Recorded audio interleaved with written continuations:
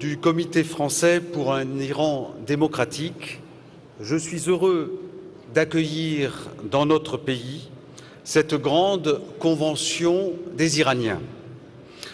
Je salue tout d'abord nos invités, les éminentes personnalités venues d'outre-Atlantique et les personnalités venues du Parlement européen.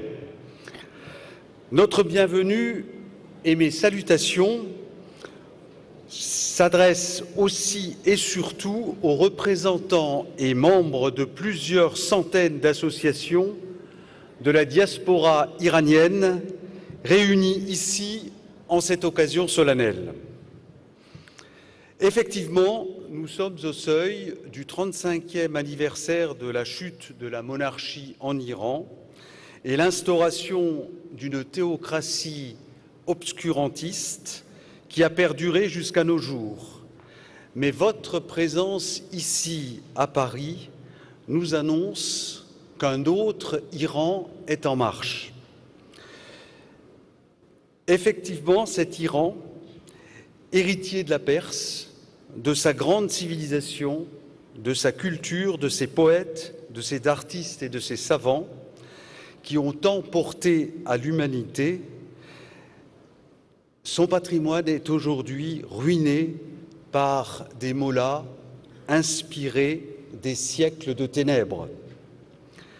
Ceux-là même qui ont volé les objectifs communs de liberté, d'égalité et de fraternité de votre révolution en 1979, cette révolution qui a renversé la dictature du Shah, et ceci pour les remplacer par la guerre, le pillage des richesses naturelles, la misère, l'exportation de l'intégrisme islamiste et du terrorisme à travers le monde et la menace nucléaire qu'il continue de faire peser sur la communauté des nations.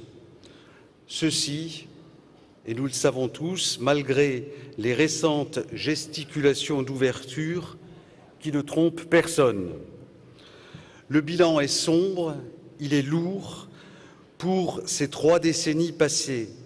Mais comme le disait le général de Gaulle, la flamme de la résistance ne doit pas s'éteindre et ne s'éteindra pas.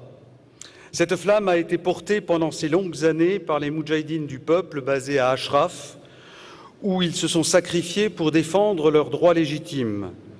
Aujourd'hui, ils résistent à Liberty sous la menace des bombes et des roquettes. Ils sont porteurs de l'espoir de l'Iran de demain, et vous, rassemblés ici autour de la présidente, Madame Mariam Rajavi, que j'ai eu l'honneur d'accueillir à l'Assemblée nationale pour lui témoigner du soutien de la majorité des députés, vous êtes porteurs de leur message à travers le monde. Viendra alors ce jour où le monde se réjouira des fruits de votre solidarité et de votre persévérance, qui seront la paix et la sécurité pour nos concitoyens, démocratie et liberté pour les vôtres.